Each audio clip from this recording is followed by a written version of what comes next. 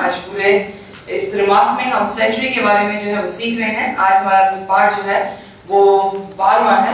आइए निकालिए अपने 12वें पाठ को हम देखेंगे, जिसका है नाम the cosmic conflict over God's character. Hindi में इसका क्या अनुवाद दिया गया है? परमेश्वर के चरित्र पर आसमानी संघर्ष। ओके, आसमानी संघर्ष जो कि परमेश्वर के चरित्र पर लगाया गया है, उसके बारे में आज जो है हम चर्चा करेंगे। हमने पिछले सप्ताह देखा कि कैसे दानियल की पुस्तक की कंटिन्यूशन या उसके लगातार होने का दावा जो कि प्रकाशित वाक्य है उसका 10 अध्याय में हमने पाया कि एक ऐसी पुस्तक जो छोटी सी पुस्तक थी जिसे खाने में बहुत ही मधुर लगा, पर जैसे ही वो पेट तक पहुंची तो वो बहुत ही कड़वाहट जो है वो लेकर आई। वो कोई और इवेंट के बारे में नहीं बोलती, बल्कि 1844 में जब विलियम मिलर और पूरी कलीसिया इंतजार में थी कि यीशु मसीह इस धरती पर जल्द आएंगे, और यीशु मसीह जब नहीं आए तो वो पुस्तक जो दानियल की नबूवत जो 2300 साल की नबूवत थी वो उनके लिए बहुत ही कड़वी हुई। आज हम देखेंगे परमेश्वर के चरित्र पर जो आसमानी कॉन्फ्लिक्ट जो है, यानी कॉन्फ्लिक्ट यानी हिंदी में क्या विवाद जो है हम पाते हैं, संघर्ष जो हम पाते हैं, उन बातों के बारे में जो है आज हम चर्चा करेंगे। आइए हम याद करने की आयत को देखेंगे जो कि प्रकाशित वाक्य उसका 16 अध्याय और उसकी 7वीं आयत है। सभी मिलकर जो है इस आयत को हम पढ़ेंगे। प्रकाशित वाक्य उसका 16 उसकी 7 हमारे क्वार्टरली में भी ये दर्ज है। कृपया इसे जोर से इकट्ठे हम इसे पढ़ें।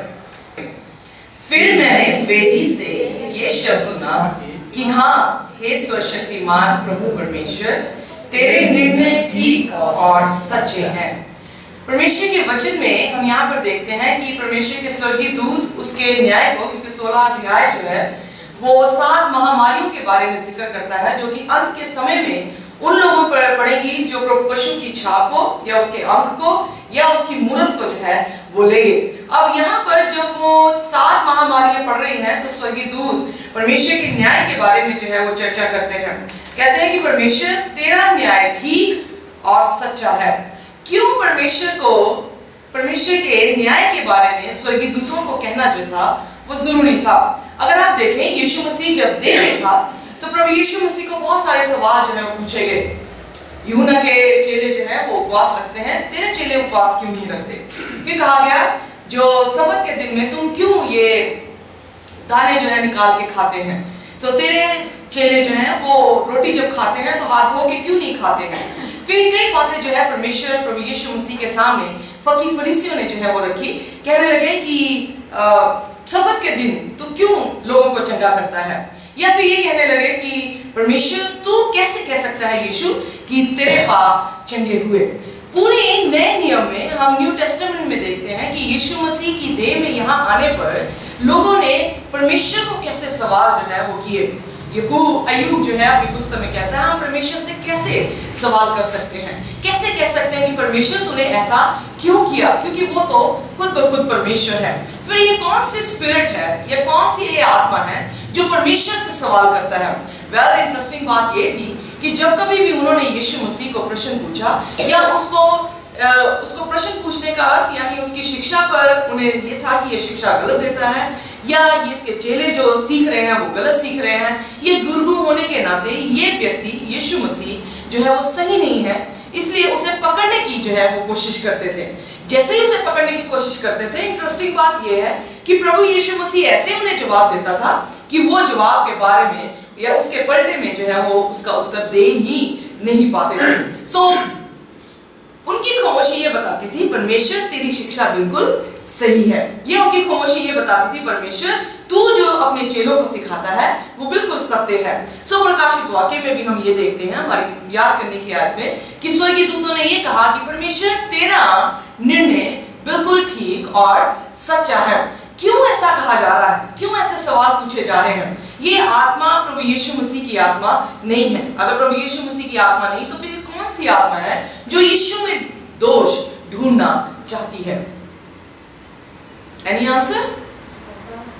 Very good. सो शैतान की ये आत्मा है जो प्रभु यीशु मसीह में दोष जो है वो ढूंढना चाहती थी। सो हम देखते हैं कि एक सुबह भोर में मरियम को जो है वो लाया गया, जो व्यभिचार में उसी वक्त पकड़ी गई थी, और भीड़ की भीड़ उसको खींचती हुई यीशु के पास लेकर आई। यीशु मंदिर में था और कहने लगे कि मूसा ने ये शरीयत दी है कि जब कभी भी कोई व्यक्ति व्यभिचार में पकड़ा जाए तो उसे पथरवा करके जो है वो मारा जाए, पर तू बता यीशु कि हम इसके साथ क्या करें।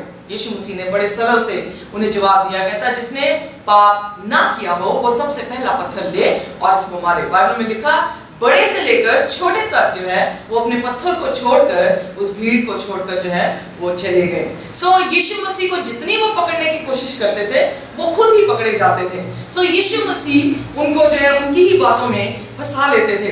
ये कश्मकश या ये संघर्ष बुरा और भला में या अच्छाई और बुराई में संघर्ष सिर्फ तभी नहीं शुरू हुआ जब यीशु मसीह देह में आया, पर बाइबल बताती है हमारे संडे लेसन में कि ये संघर्ष स्वर्ग में जो है सबसे पहले शुरू हुआ। आइए हम देखें स्वर्ग में कौन था और किसने जो है ये संघर्ष किया।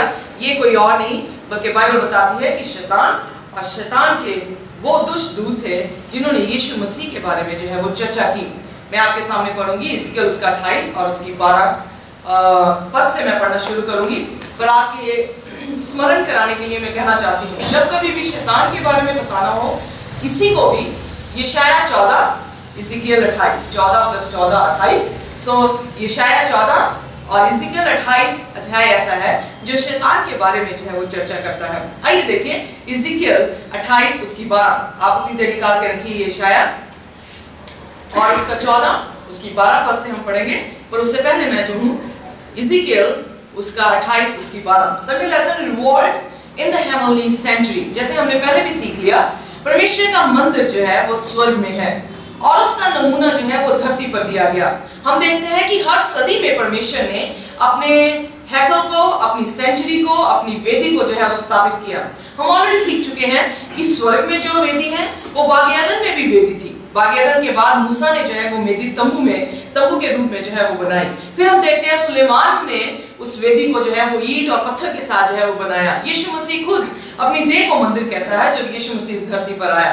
जब यीशु मसीह इस धरती को छोड़ के चले गए, हम जानते हैं कि यीशु मसीह के चेलों ने कहा कि तुम परमेश्वर का क्या हो, मंदिर हो, तुम उसके याजक हो। सो यानी हर सदी में हम देखते हैं कि परमेश्वर की वेदी जो है वो पूर्ण तौर से स्थापित रही।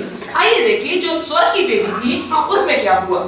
इज़िकियल 28 उसके बारे में लिखा, हे मनुष्य की संतान, सोर के राजा के विषय में विलाप का गीत बनाकर उससे कहे, परमेश्वर यहोवा यूं कहता है, तू तो उत्तम से भी उत्तम है, तू बुद्धि से भरपूर और स्वरांग सुंदर है, तू परमेश्वर की एदेन नाम बारी में था।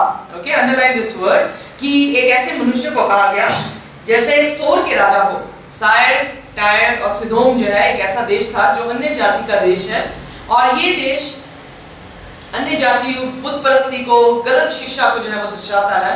सो ये मत सोचिए कि उस देश को कहा गया, क्योंकि जब हम इसकी व्याख्या आगे करते हैं तो उस देश का वर्णन जो है इस व्याख्या में नहीं किया गया। सो इसको देखेंगे कि ये शैतान को जो है वो कहा गया, क्योंकि शैतान और जो झूठी कलीसिया, गिरी हुई कलीसिया प्रकाशित वाक्य 17 अध्याय में है, उसे बाबुल भी जो है वो नाम दिया गया। सो ये नाम अन्य जातियों के देशों के नाम है जहाँ पे मूर्ति पूजा थी, जहाँ पे शिक्षा नहीं थी परमेश्वर की, जहाँ पर परमेश्वर के विरोध में जो है उन्होंने हमेशा हर काम किया। सो कह रहा है, तू परमेश्वर की एदेन नाम बारी में था, तेरे पास आभूषण, मणिक, पराग, हीरा, फिरोजा, सुलेमानी मणि, यशब, नील मणि, मरकत और लाल सब भांति की मणि और सोने के पहरावे थे। तेरे डफ और बांसुरी तुझी में बनाई गई थी, जिस दिन तू सिरजा गया था उस दिन वह भी तैयार हो गई थी। फिर 14वीं आयत में लिखा, तू छाने वाला अभिषेक करूब था। ध्यान दीजिए, ये किसी और चीज के बारे में जिक्र नहीं कर रहा, बल्कि परमेश्वर की स्वर्गीय वेदी का जिक्र कर रहा है। पहली बार एदन की बारी के बारे में जिक्र किया, फिर दूसरी बार जो उसने मणियों का नाम लिया, 9 मणियां हैं। अगर आप निर्गमन उसका 39 अध्याय में जाके पढ़े, आपकी क्वार्टरली में भी दिया गया है, तो वहां पर भी याजक के जो छाती पर मणियां लगी होती थी या जो भी स्टोन्स लगे होते थे वो 9 प्रकार के थे, और ये वही 9 प्रकार के जो है वो स्टोन्स के नाम जो है वो दे रहा है। सो उनके बीच में ये घूमता हुआ नजर आया। यानी यीशु मसीह अगर हमारा महायाजक है, अगर यीशु मसीह की छाती में वो 9 मोती हैं या 9 मणियां जो हैं वो रखी गई हैं, तो कहने का अर्थ है प्रभु यीशु मसीह के आसपास रहने वाला ये करूब है। अब करूब इंग्लिश में शब्द है चेरुबिम। चेरुबिम वही है जो मोस्ट होली प्लेस में हम देखते हैं कि वो आर्क ऑफ कवनेंट के ऊपर जो दो फरिश्ते थे और वो दो फरिश्ते परमेश्वर की ग्लोरी को जो है वो ढाके रखते थे, उन्हें चेरुबिम या करूब जो है फरिश्ते कहा जाता है। ये करूब फरिश्ते बहुत ही खास फरिश्ते थे क्योंकि ये बिल्कुल नेक्स्ट टू गॉड, परमेश्वर के बिल्कुल साथ थे और उसके तख्त को ये हमेशा घेरे रहते थे। अब ये किसी राज्य के बारे में बात नहीं कर रहा, ये सचमुच में इब्लीस जो पुराना सांप है उसके बारे में जिक्र कर रहा है कि वो इससे पहले कि शैतान बनता वो इब्लीस था। और इब्लीस क्या करता था, वो परमेश्वर की हैकल में जो है वो रहता था। वो एक ऐसा करूब था, तू छाने वाला अभिषिक्त करूब था। मैंने तुझे ऐसा ठहराया कि तू परमेश्वर के पवित्र पर्वत पर रहता था। सो परमेश्वर के पवित्र पर्वत पर क्या है, उसकी वेदी है, उसकी हजूरी है। तू आग सरीखे चमकने वाले मणियों के बीच में चलता फिरता रहता था। सो परमेश्वर वो ऐसी ज्योति है, परमेश्वर ऐसा वो मणि है जिसे उसके आसपास वो चलता फिरता था। जिस दिन से तू सृजा गया, जिस दिन तक तुझ में कुटिलता ना पाई गई, उस दिन तक तू अपनी सारी चाल चलन में निर्दोष रहा। यानी जब वो बनाया गया वो बिल्कुल निर्दोष था, पर उसके बाद उसके चाल चलन में जो है वो कुटिलता जो है वो पाई गई। परंतु लेन देन की बहुतायत के कारण तू उपद्रव से भरकर पापी हो गया। यहाँ पर शैतान जो इब्लीस था, जो परमेश्वर के साथ था, प्रभु यीशु मसीह के बिल्कुल पास में खड़ा रहता था, जो बहुत ही मणियों के साथ और जिसमें साज और स्वर जो है वो बहुत ही बनाए गए थे। सिस्टर जी कहते हैं कि वो 7 सुरों में जो है वो एक बार में गा सकता था, इतनी उसके पास क्षमता थी। वो बहुत ही सुंदर जो है वो बनाया गया था। यशायाह की पुस्तक में अभी हम पढ़ेंगे कि वो ही वॉज वेरी ब्यूटीफुल। और वो परमेश्वर के तख्त के पास था, परमेश्वर के पर्वत पे था। उसमें क्या हुआ, कुटिलता आई। कैसे आई कि वो बहुतायत के कारण कुटिलता आई। जितना वो सुंदर था उस सुंदर के कारण उसने घमंड किया। फिर क्या हुआ, इसी से मैंने 16वीं आयत, इसी से मैंने तुझे अपवित्र जानकर परमेश्वर के पर्वत पर से उतारा। प्रकाशित वाक्य 12 अध्याय में देखा गया है, मिकाएल और उसके दूतों ने शैतान जो सर या इब्लीस जिसका पुराना नाम था उसके और उसके दूतों के साथ लड़ाई की और उन्हें स्वर्ग से जमीन पर क्या कर दिया गया, गिरा दिया गया। सो इज़ीकियल भी जो है यहाँ पर जो भविष्यवाणी कर रहा है वो यही कह रहा है, कहता है कि जब तुझ में मैंने अपवित्र जाना तुझे तो परमेश्वर के पर्वत से तुझे उतारा। और हे छाने वाले करूब, मैंने तुझे आग सरीखे चमकने वाले मणियों के बीच में से नाश किया। यीशु मसीह के पास जो रहता था, अब यीशु मसीह के पास उसकी जगह नहीं रही। सुंदरता के कारण तेरा मन फूल उठा था और वैभव के कारण तेरी बुद्धि बिगड़ गई थी। मैंने तुझे भूमि पर पटक दिया और राजाओं के सामने तुझे रखा कि वे तुझको देखे। देश देश के लोगों में से जितने तुझे जानते हैं सब तेरे कारण विस्मित हुए। तू भय का कारण हुआ और फिर यहोवा का यही वचन मेरे पास पहुंचा। सो परमेश्वर इज़ीकियल से इस दुष्ट के बारे में, इस पहली लड़ाई के बारे में, इस पहले संघर्ष के बारे में जो कि स्वर्ग में हुआ उसके बारे में चर्चा करता है। और परमेश्वर ने जितना हमें समझ आ सकता था, परमेश्वर ने बताया कि ये कैसा था, कुटिलता आई, इसमें वैभव आया या इसमें जो है घमंड आया, और घमंड के कारण जो है जमीन से ये आसमान से जमीन पर जो है पटक दिया गया। अब ऐसा पढ़िए यशायाह उसका 14 अध्याय और उसकी 12वीं आयत, जोर से 15वीं आयत तक हम पढ़ेंगे। हे भोर के चमकने वाले तारे, तू कैसे आकाश से गिर पड़ा है। तू तो जाति जाति को हरा देता था, तू अब कैसे काट कर भूमि पर गिराया गया है। तू मन में कहता तो था, मैं स्वर्ग पर चढ़ूंगा, मैं अपने सिंहासन को ईश्वर के तारागण से अधिक ऊंचा करूंगा और उत्तर दिशा की छोर पर सभा के पर्वत पर विराजूंगा। मैं मेघों से भी ऊंचे ऊंचे स्थानों के ऊपर चढ़ूंगा, मैं बर्फ प्रधान के तुल्य हो जाऊंगा, परंतु तू अधोलोक में उस गड़े की तह तक उतारा जाएगा। Okay, very good. यहाँ पर अब एक और जो है इसमें और यशायाह और इसमें जो है एडिशन कर रहा है और जो है वो बताने की कोशिश कर रहा है। कह रहा है हे भोर के चमकने वाले तारे। वेल, हिंदी में ऐसे लिखा गया है, इंग्लिश में लिखा the son of morning star. Morning star कौन है? प्रकाशित वाक्य 22 अध्याय में हम देखते हैं यीशु मसीह को सुबह का सितारा जो है वो कहा गया, यानी यीशु मसीह को उत्तर का दर्जा जो है लूसीफर को यानी शैतान को जो है वो दिया गया था। इसलिए कह रहा है हे भोर के चमकने हुए तारे के पुत्र, हिंदी में पुत्र नहीं शब्द आया ट्रांसलेशन में, पर इंग्लिश में सन बोला गया है। इसलिए उसके पुत्र तू क्यों कर आकाश से गिर पड़ा। प्रभु यीशु मसीह ने, मिकाएल यीशु मसीह है और उसके साथ स्वर्गीय दूतों के साथ जब युद्ध हुआ उसे पृथ्वी पर गिरा दिया गया। तू जो जाति जाति को हरा देता था कैसे काट कर भूमि पर गिरा दिया गया। पहली बार यहाँ पर हम देखते हैं कि उसे स्वर्ग से धरती पर गिरा दिया गया, पर अगर हम 15वीं आयत को देखें तो वहां पर फ्यूचर टेंस जो है वो दिया गया है, यानी भविष्य काल की बात जो है वो की गई है। परंतु तू अधोलोक में उस गड्ढे की तह तक उतारा जाएगा। यानी अब एक और बात जो है वो बाकी है शैतान की, जो हम प्रकाशित वाक्य उसके 20 अध्याय में पाते हैं। बॉटमलेस पिट, एक ऐसा गड्ढा जिसकी तह ना हो, उसमें उसको क्या कर दिया जाएगा, बांध दिया जाएगा। यशायाह की पुस्तक जो है वो प्रकाशित वाक्य की पुस्तक की तरफ जो है इशारा करती है कि जो परमेश्वर ने प्रकाशित वाक्य में लिखा है वही यशायाह जो है वो 2700 साल पहले, यीशु मसीह के आने से पहले, इसका हमारे से ये समय से 2700 पहले या 2800 साल पहले जो है वो इस बात की जिक्र जो है वो कर रहा है। पहले उसे भूमि पे गिराया गया, अब आने वाले समय में उसे खत्म जो है वो कर दिया जाएगा। उसका पाप क्या था, आइए अब 13वीं आयत से हम पढ़ेंगे।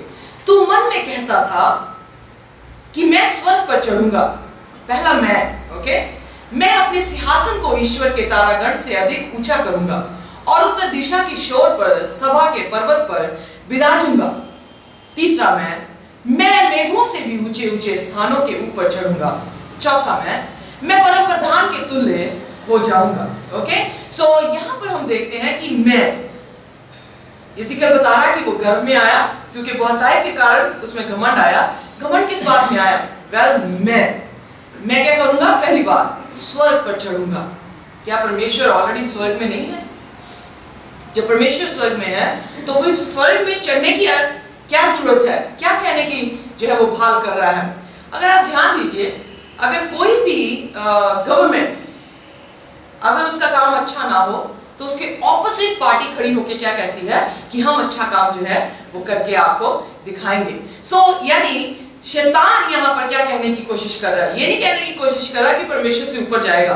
कहने की कोशिश ये कर रहा है कि परमेश्वर तेरी गवर्नमेंट, तेरी सरकार या तेरा राज्य जो है वो अच्छा नहीं, मैं तुझसे उत्तम अपना राज्य जो हूँ वो बनाऊंगा। फिर मैं अपने सिंहासन को ईश्वर के तारागण से अधिक ऊंचा करूंगा। क्या परमेश्वर का सिंहासन जो है वो तारागण में नहीं? जब वो ऑलरेडी है तो वो क्यों उसके जो है बलवा या उसके विरोध में कार्य कर रहा है? सिस्टर एलन जी वाइट बड़े साफ तरीके से कहती है कि जो उसने संघर्ष स्वर्ग में शुरू किया वो संघर्ष यही था कि परमेश्वर न्यायी नहीं है, परमेश्वर के हुक्म न्याय योग्य नहीं है, परमेश्वर के हुक्म मानने योग्य नहीं है। इसीलिए वो अपने तख्त को परमेश्वर के ऊपर जो है वो लेकर जाने की कोशिश करता है। वो कहने की ये कोशिश करता है कि परमेश्वर तेरे काम जो है वो अच्छे नहीं है। इसीलिए मैंने बताया नए नियम में अगर यीशु मसीह को फकी फरीसी सवाल जवाब पूछते थे, उनका अर्थ यही था।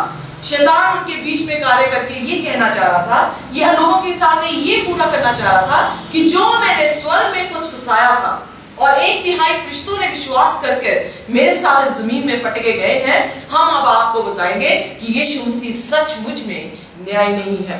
न्याय को वो दिखाना चाह रहे थे। इसीलिए प्रकाशित वाक्य के स्वर्गीय दूत 16 अध्याय में कहते हैं, परमेश्वर तेरा न्याय बिल्कुल ठीक और सच्चा है, क्योंकि इन्होंने तेरे संतों के लहू को बहाया था, इसलिए तूने इन्हें क्या किया है? लहू पीने को दिया है। वो 7 महामारियों में पानी जो है वो क्या हो जाएगा? लहू जो है वो बन जाएगा। जब लहू बनेगा उसके बाद ये आयत बोलती है कि हे परमेश्वर तेरा न्याय ठीक है। हमने कुछ दिनों पहले जो है ये सीखा कि प्री एडवेंट यीशु मसीह के आने से पहले परमेश्वर न्याय करके जो है वो आएगा। हमने ये देखा कि परमेश्वर को पुस्तकें खोलने की जरूरत नहीं, परमेश्वर को सब ज्ञान है कि कौन व्यक्ति स्वर्ग की बादशाहत में जाएगा और कौन व्यक्ति स्वर्ग की बादशाहत में नहीं जाएगा। पर पुस्तकें खोलने का अर्थ ये था क्योंकि स्वर्गीय दूतों के सामने परमेश्वर का न्याय खरा होना या दिखाना जो है वो बहुत ही जरूरी था। इसीलिए बाइबल में लिखा, ये मंडे लेसन देखेंगे, एक्यूजेशन कि परमेश्वर के लोगों के ऊपर और परमेश्वर के ऊपर शैतान कैसे तोहमतें जो है वो लगाता है, कैसे उसके विरोध में बातें करता है। आइए मिसर निकालिए उत्पत्ति उसका 3 उसकी पहली आयत। हम देखते हैं कि पहले 2 अध्याय जब परमेश्वर ने सृष्टि की रचना की तो इट वॉज वेरी गुड, बहुत ही अच्छा था। पर जैसे ही तीसरा अध्याय शुरू हुआ हम पाते हैं कि शैतान ने उस जगह पे कुछ कार्य किया। यहोवा परमेश्वर ने जितने बनेने पशु बनाए थे उन सब में सर्वधूर्त था, यानी बहुत चतुर था। उसने स्त्री से कहा, क्या सच है कि परमेश्वर ने कहा है तुम इस वाटिका के वृक्ष किसी वृक्ष का फल ना खाना? स्त्री ने सर्प से कहा, इस वाटिका के वृक्षों के फल हम खा सकते हैं, पर जो वृक्ष वाटिका के बीच में है उसके फल के विषय में परमेश्वर ने कहा है कि ना तो तुम उसको खाना और ना उसको छूना, नहीं तो मर जाओगे। तब सर्प ने स्त्री से कहा, तुम निश्चय ना मरोगे। पहला झूठ, पहला विरोधता। ओके, जो परमेश्वर ने कह दिया कि इस फल को खाने से तुम मर जाओगे, शैतान क्या कह रहा है? No, God is not right. परमेश्वर जो है वो ठीक बात नहीं कह रहा, परमेश्वर तुमसे झूठ कहता है। फिर आगे क्या कहता है? वरन परमेश्वर आप जानता है कि जिस दिन तुम उसका फल खाओगे उसी दिन तुम्हारी आंखें खुल जाएंगी और तुम भले बुरे का ज्ञान पाकर परमेश्वर के तुल्य हो जाओगे। पहला संघर्ष उसने कहां शुरू किया? आसमान की वेदी में। दूसरा संघर्ष हम देखते हैं कि उसने जमीन की उस वाटिका में जो एदेन करके नाम से कहलाई जाती थी, उस हैकल में या उस वेदी में उसने संघर्ष जो है वो शुरू किया। हमने ऑलरेडी सीख लिया इस वाटिका में जैसे परमेश्वर अपने तंबू में आया जाया करता था, वैसे ही इस वाटिका में भी परमेश्वर आया जाया करता था। हम देखते हैं कि जैसे तंबू में परमेश्वर रूबरू वहां पर उपस्थित था, वैसे ही वाटिका में भी परमेश्वर रूबरू उपस्थित था। हमने देखा जैसे तंबू में फरिश्ते थे, वैसे हमने देखा वाटिका में भी फरिश्ते थे जिन्होंने तलवारें पकड़ी थी और उन्हें वाटिका से जो है वो बाहर निकाला था। उस जगह पे जिक्र आता है कि फरिश्ते थे। पर सिस्टर एलन जी वाइट कहते हैं कि स्वर्गीय दूत उनको दिखते थे, उनसे बातें करते थे और उन्हें बताते थे कि इस फल को मत खाना क्योंकि तुम मर जाओगे।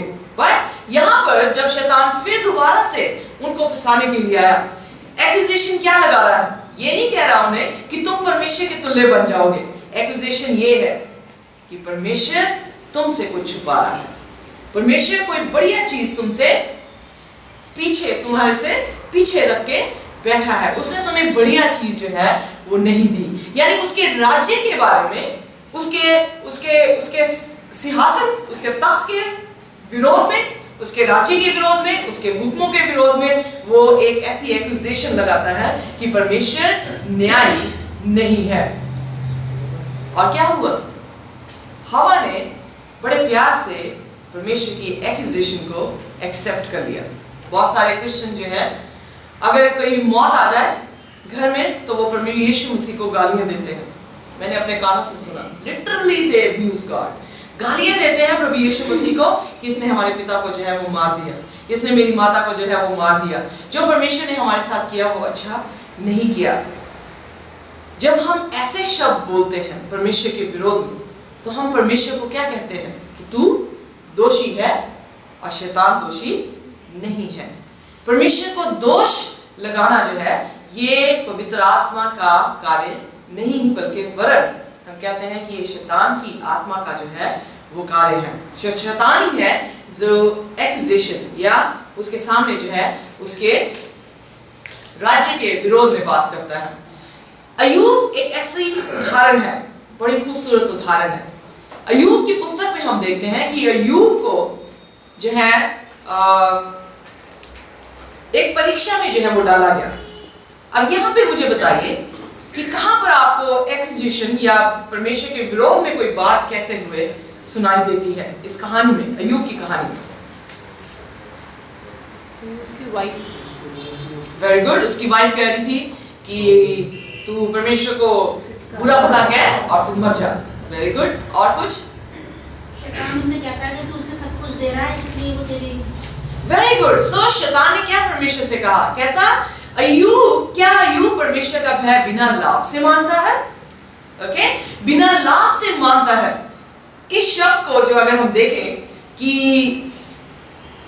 लाभ जो शब्द है उसका अर्थ जो है इस तरह से लिया गया है, विदाउट कॉस्ट, बिना किसी कारण के, या व्यर्थ ही तेरा नाम लेता है, या कोई फायदा उसमें मिलता है, या उसकी रुचि नहीं है इसलिए, या हम कह सकते हैं बिना प्रेम के वो तेरा लेता है।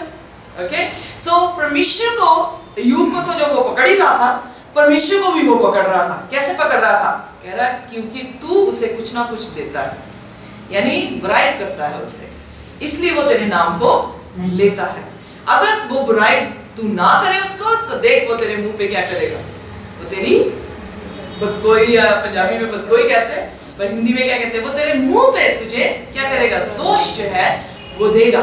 सो बाइबल यहाँ पे ये बताती है कि वो परमेश्वर के सामने ये एक्यूजेशन लेकर आया, और परमेश्वर ने क्या कहा, ठीक है।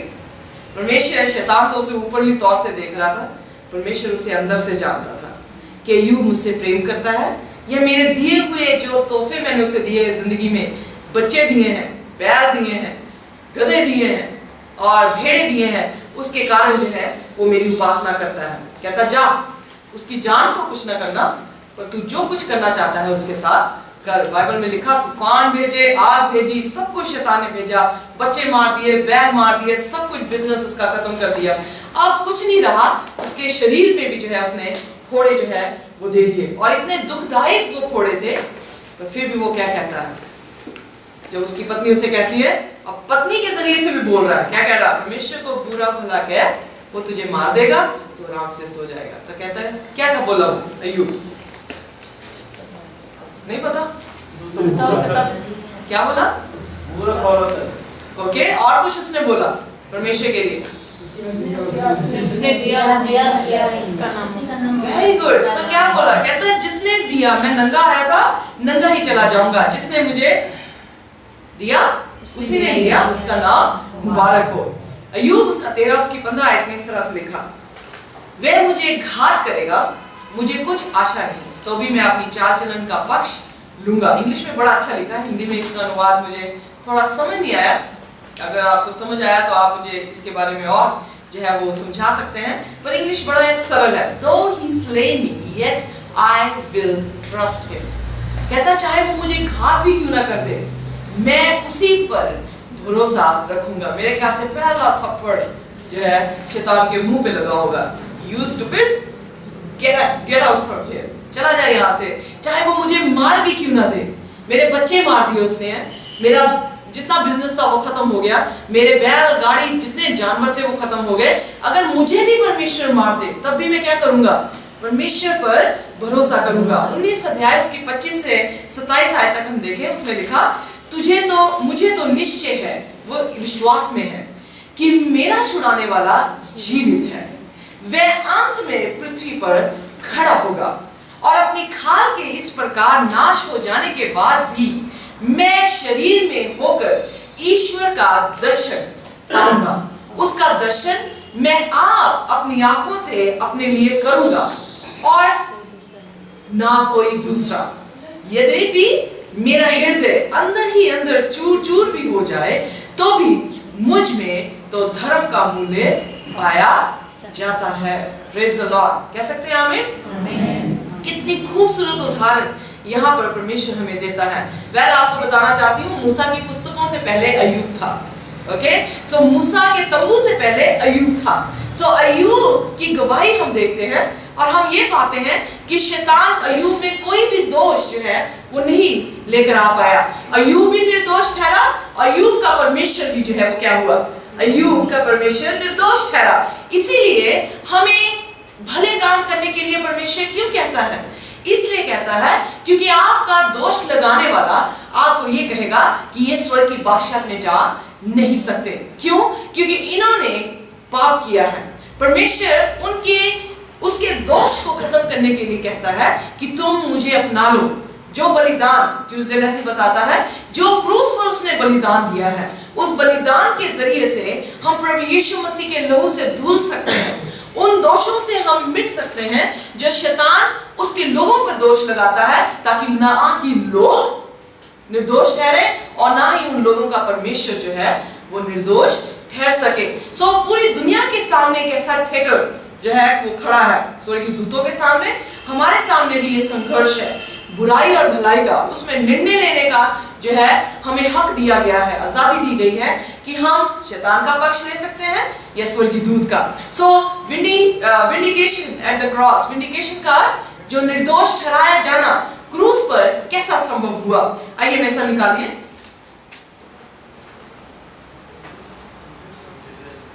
पहला यूहन्ना उसका 4 उसकी 10, आप अपनी तरह निकाल के रखिए। रोमियो उसका 3 उसकी 21 से हम 26 पढ़ेंगे। पहला यूहन्ना उसका 4 उसकी 10 आयत मैं आपके सामने पढ़ने वाली हूँ। सो रोमियो 3 आप निकाल के रखिए। प्रेम इसमें नहीं कि हमने परमेश्वर से प्रेम किया, पर इसमें है कि उसने हमसे प्रेम किया और हमारे पापों के प्रायश्चित के लिए अपने पुत्र को भेजा। अंडरलाइन दिस वर्ड प्रायश्चित, ओके। परमेश्वर का प्रेम ये नहीं कि हम उससे प्रेम करते हैं, बल्कि प्रेम ये है कि परमेश्वर ने हमसे पहले प्रेम किया। कैसे प्रेम किया?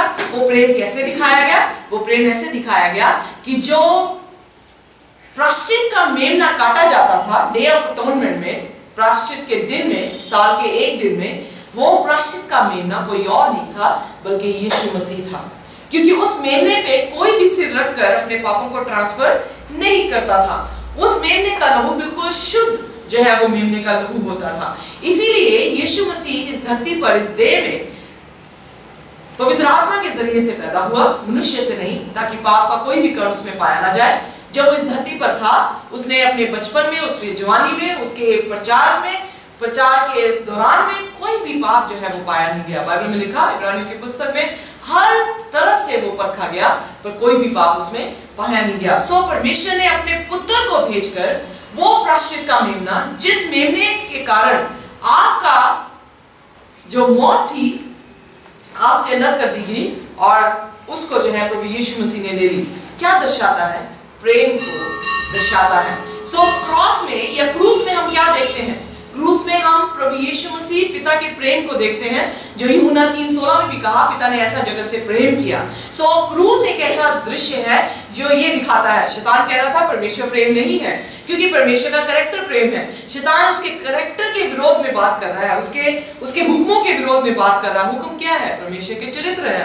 ओके, सो परमेश्वर के राज्य क्या है? राज्य उसका चरित्र है। सो उसके चरित्र के विरोध में बात करता है। पर स्वर्गीय दूतों ने, सिस्टर एलन जी वाइट कहते हैं कि स्वर्गीय दूतों ने जब यीशु मसीह को क्रूस पकड़ते हुए, उस सारी लानतों को लेते हुए जाते देखा, तो वो जान गए कि परमेश्वर न्यायी है, परमेश्वर प्रेम पूर्वक है, पर शैतान उसके विपरीत है।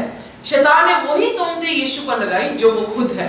ऑलराइट, इसीलिए कई बार आप देखेंगे जो कोई कंप्लेन करता है, आप कभी ध्यान से उसके कैरेक्टर को स्टडी करें तो आपको मालूम पड़ेगा कि वो व्यक्ति, उसमें कई बार खुद के पास जो है वो कैरेक्टर होते हैं जो दूसरों पे जो है वो तोहमतें लगाता है। कई आदमी जो बहुत शक्की होते हैं, क्यों होते हैं? क्योंकि वो खुद जो है कई बार उन पापों से निकल के गए होते हैं और वो सोचते हैं शायद मेरी पत्नी भी यही पाप जो है वो मेरे विरोध में कर रही होगी। सो कुछ उनमें जो है वो पाप होते हैं जो वो धर्मी व्यक्ति पर जो है वो पाप लगाते हैं। सो बाइबल बताती है कि क्रूस ने ये उसके सामने, दुनिया के सामने, स्वर्गीय दूतों के सामने ये साफ साफ कर दिया कि परमेश्वर नफरत वाला परमेश्वर नहीं, वो प्रेम वाला परमेश्वर है। फिर दूसरी बात, वो न्याय है। आइए देखिए, रोमियो उसका 3 उसकी 21 आयत से हम पढ़ेंगे। कोई भी जोर से 21 से 26 तक जो है वो पढ़ दे।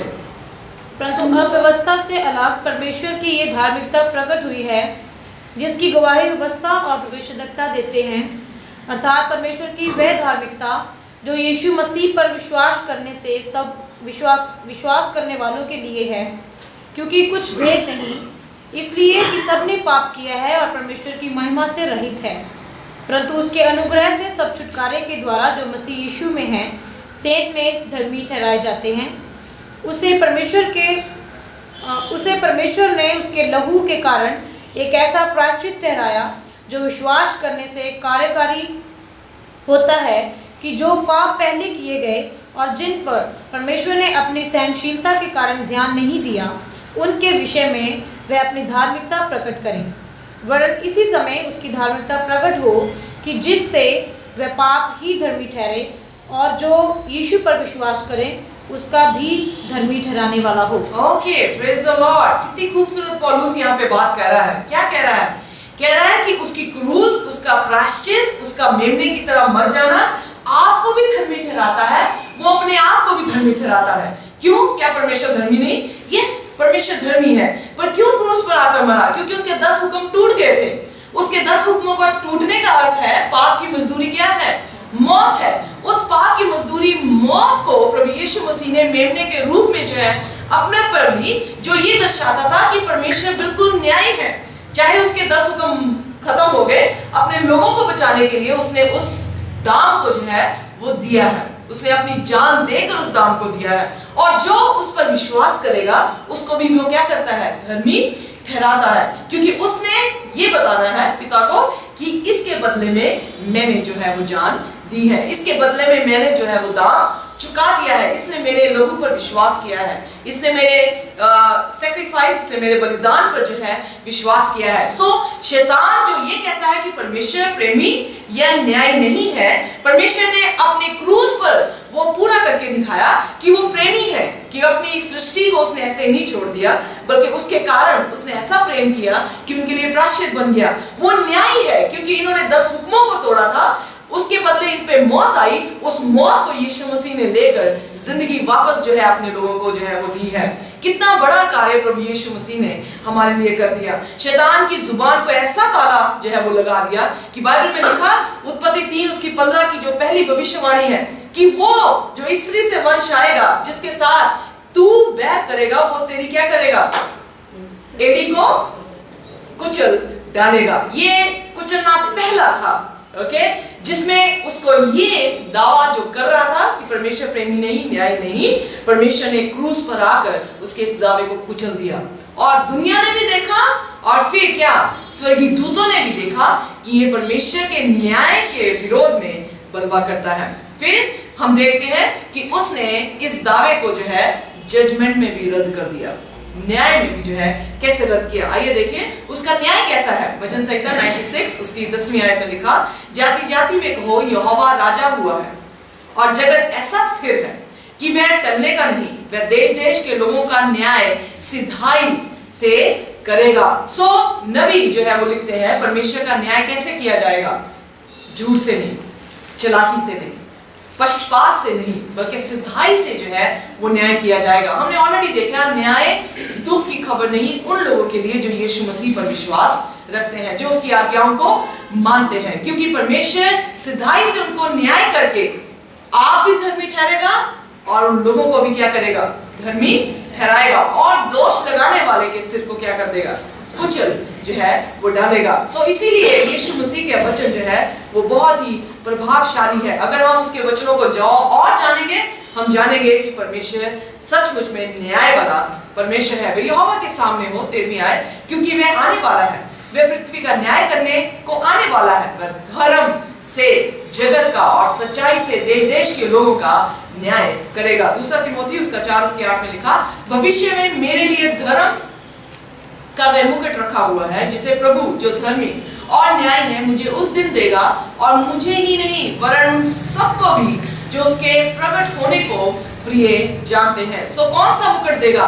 धर्म का जो है वो मुकुट देगा। किनको देगा? जो उसके आने की जो है वो तय में या उसके आने की इंतजार में जो है वो बैठे हैं। कौन उसकी आने की इंतजार में बैठेंगे? जो यीशु मसीह से प्रेम करेंगे, जो उसकी व्यवस्था को मानेंगे, जो उसके वचनों को पढ़ेंगे, जो प्रार्थना जो है वो करेंगे। सो जो यीशु मसीह के लहू से धुले होंगे वो उसकी इंतजार करेंगे, और परमेश्वर उनको धर्म का मुकुट देगा। धर्म होने का मुकुट यानी कोई पाप उनमें पाया नहीं जाएगा। फिलिपियों उसका 2 उसकी 5 में लिखा, जैसे मसीह यीशु का स्वभाव था वैसा ही तुम्हारा भी स्वभाव हो, जिसने परमेश्वर के स्वरूप में होकर भी परमेश्वर के तुल्य होने को अपने वश में रखने की वस्तु ना समझा। जब यीशु देह में आया उसने अपने आप को शून्य कर लिया, वरन अपने आप को ऐसा शून्य किया, दास का स्वरूप धारण किया कि मनुष्य की समानता में हो गया, और मनुष्य के रूप में प्रकट होकर अपने आप को दीन किया। प्रभु यीशु मसीह के चरित्र को देखिए, जिसके विरोध में शैतान बात कर रहा था। प्रभु यीशु मसीह का चरित्र कभी बदलता नहीं, आज कल हमेशा तक प्रभु यीशु मसीह एक सा है। इब्रानियों 13 उसकी 8 अध्याय में जो है पद में जो है वो पाया जाता है। अब यहाँ पे लिखा कि वो दास बन गया, शून्य बन गया, दीन हो गया, यहाँ तक आज्ञाकारी रहा। आज्ञाकारी रहा कि मृत्यु, हाँ, क्रूस की मृत्यु भी सह ली। इस कारण परमेश्वर ने उसको अति महान भी किया, उसको वह नाम दिया जो सब नामों से श्रेष्ठ था, और जो स्वर्ग में और पृथ्वी पर और पृथ्वी के नीचे हैं, वे सब यीशु के नाम पर घुटना टेकें। अंडरलाइन दिस वर्ड, जो स्वर्ग में है, पृथ्वी पर है, पृथ्वी के नीचे हैं, वो सब यीशु के नाम पे घुटना टेकें। सेकंड कमिंग के बारे में बात नहीं कर रहा, पर एक दिन ऐसा आने वाला है। यीशु मसीह जब हमें प्रकाशित वाक्य मुक्तों में बताते हैं कि यीशु मसीह जब स्वर्ग में ले जाएगा, 20वें अध्याय प्रकाशित वाक्य में देखते हैं कि 1000 साल शैतान को जो बांधा जाएगा, जब वो बंदी गृह से छोड़ा जाएगा और जो नगरी है यरूशलेम जो है, नया यरूशलेम जो है, वो धरती पर आ रहा होगा और ये शैतान और जितने भी दुष्ट दोबारा जीवित होंगे। इसलिए 2 पुनरुत्थान है, एक जीवन के लिए, एक हमेशा की मौत के लिए। दुष्ट जब जीवित होंगे, लड़ाई करने के लिए उस नगरी के विरोध में जो है वो खड़े होंगे।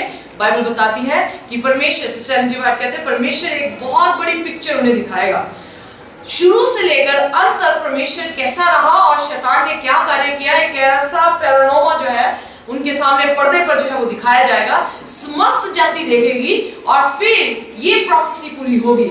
हर एक घुटना जो जमीन पर है, स्वर्ग पे है। स्वर्ग में कौन? जो नगरी नए यरूशलेम में धर्मी लोग होंगे।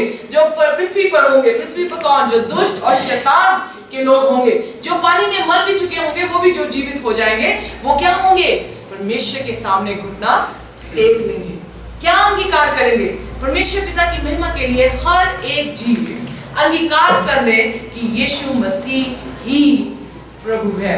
शैतान भी खुद कहेगा कि यही राज्य है, यही राजा है। इसी के सिद्धांत राइट है, परमेश्वर ही सत्य है।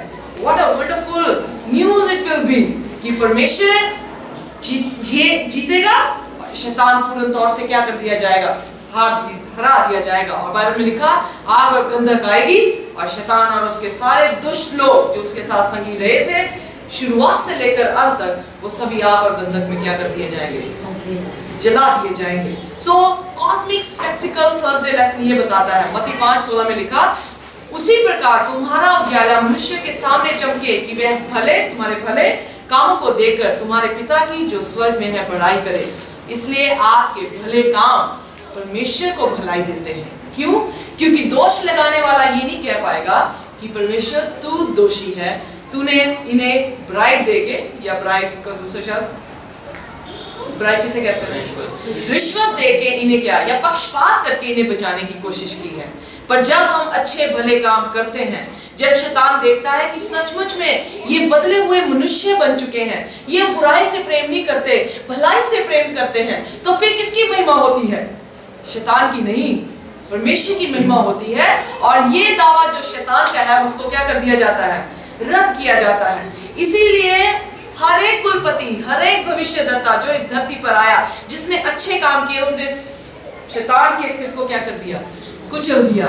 उसने ये बता दिया कि तू न्यायी नहीं है, बल्कि परमेश्वर प्रेम पूर्वक और न्यायी परमेश्वर है। 1 कुरिन्थियों 4:9 में लिखा, मेरी समझ में परमेश्वर ने हम प्रेरितों को सबके बाद उन लोगों की न्यायी ठहराया है जिनकी मृत्यु की आज्ञा हो चुकी हो, क्योंकि हम जगत और स्वर्गीय दूतों और मनुष्यों के लिए एक तमाशा ठहरे हैं। इंग्लिश में लिखा है थिएटर, तमाशा नहीं, थिएटर। हम ऐसे थिएटर बन चुके हैं, थिएटर इन द सेंस हम सभी के सामने जो है, थिएटर में पिक्चर चलती है और कौन देख रहा है? सारा जगत देखता है, स्वर्गीय दूत देखते हैं और मनुष्य भी देखते हैं, हमारे जीवनों को देखते हैं कि हमारे जीवन जो है वो कैसे हैं।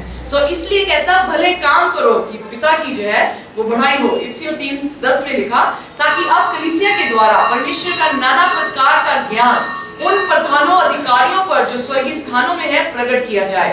जो स्वर्गीय स्थानों में कौन है? स्वर्गीय दूत हैं। ओके, हमारे जरिए से परमेश्वर के ज्ञान को जो है वो प्रकट किया जा सके, ताकि स्वर्गीय दूत भी जान ले कि सचमुच में परमेश्वर का प्रेम जो है वो न्यायी है। इज़िकियल 36:23 में लिखा, और मैं अपने बड़े नाम को पवित्र ठहराऊंगा जो जातियों में अपवित्र ठहराया गया, जिसे तुमने उनके बीच अपवित्र किया, और जब मैं उनकी दृष्टि में तुम्हारे बीच पवित्र ठहरूंगा, तब वे जातियां जान लेगी कि मैं यहोवा हूँ। परमेश्वर यहोवा की यही वाणी है। परमेश्वर यहाँ पर ये बता रहा है कि आपने पाप कर दिया, अपवित्र आप ठहर गए, मैं आपको पवित्र करूंगा और तब सभी लोग जान लेंगे कि मैं ही परमेश्वर हूँ। पवित्र लोग कौन होंगे? कहता जब तक तुम जल और आत्मा से बपतिस्मा ना लो तो तुम क्या स्वर्ग की बादशाहत में प्रवेश भी नहीं कर सकते, वरन देख भी नहीं सकते। सो जल और आत्मा का अर्थ क्या है? जल और आत्मा का अर्थ ये है कि आप नए सिरे से जन्म जाते हैं, आप फिर पाप में नहीं रहते। बपतिस्मे में क्या होता है? आप पानी में जाते हैं, आप पाप में मरते हैं, यीशु मसीह में दोबारा खड़े हो जाते हैं। फिर पाप आप में नहीं बल्कि यीशु मसीह आप में क्या होता है? जीवित रहता है। फिर परमेश्वर पिता भी आपको नहीं देखता, यीशु मसीह को आप में देखता है। शैतान भी फिर आपको नहीं देखता, पर किसको देखता है? आप में यीशु मसीह को जो है वो देखता है। सो जब शैतान देखता है उसके लिए तो बहुत बड़ा जो है वो भयानक तूफान खड़ा हो जाता है, पर स्वर्गीय दूतों के लिए खुशी का खबर हो जाती है। इसलिए लिखा अगर एक भी जन पश्चाताप करे बपतिस्मा ले तो स्वर्गीय दूत क्या करते हैं? उसकी खुशी मनाते हैं कि परमेश्वर क्या है? न्यायी है, परमेश्वर प्रेम पूर्वक है। सो इसलिए अगर प्रभु यीशु मसीह सिद्ध है, अगर प्रभु यीशु मसीह न्यायी है तो उसकी कलीसिया भी सिद्ध और उसकी कलीसिया भी क्या होगी? न्याय जो है वो होगी। सो आइए, जिसने ऐसा कहा जैसा मैं पवित्र हूँ वैसे ही तुम भी पवित्र हो जाओ। Be holy as I am holy. Be let there be light. जो शब्द उसने कहे थे ना कि उजाला हो जाए और उजाला हो गया, वही पावर इस शब्द में है Be holy as I am holy. So इसलिए परमेश्वर आपको पवित्र करना चाहता है। ये संघर्ष जो अच्छे और बुरे का संघर्ष है, इस अच्छे और बुरे के संघर्ष में हमें निर्णय लेना होगा, क्योंकि हम स्वर्गीय दूतों के सामने, जगत के सामने और मनुष्यों के सामने ऐसा तमाशा है जिसमें हम ये लोग देखेंगे कि ये परमेश्वर के लोग हैं या नहीं लोग हैं। पर निर्णय फिर परमेश्वर हमारे सामने रखता है। क्या हम प्रभु यीशु मसीह को अपना मुक्तिदाता मानते हैं? क्या हम प्रभु यीशु मसीह के राज्य को सिद्ध राज्य कहते हैं? क्या हम यीशु के हुक्मों को जो है वो कहते हैं कि हम मान सकते हैं, जैसे यीशु मसीह ने भी देह में आकर माना और कहा कि ये मान योग्य है? उसी प्रकार से जब हम मानते हैं तो ये बताता है कि हम शैतान के सिर को क्या करते हैं? कुचल देते हैं। आइए, जो लोग प्रभु यीशु मसीह को कहना चाहते हैं कि परमेश्वर तेरा न्याय सच्चा और तेरा न्याय ठीक है, तेरा राज्य सिद्ध है, तेरे हुक्म मानने योग्य है, वो अपने पांव पे खड़े हों। सभी नहीं, मैंने कहा वो अपने पांव पे खड़े हों जो ये कहेंगे कि परमेश्वर तेरा ही राज्य सच्चा है और तेरा ही न्याय ठीक है। वो खड़े होंगे, उनके लिए मैं खास प्रार्थना करूँगा।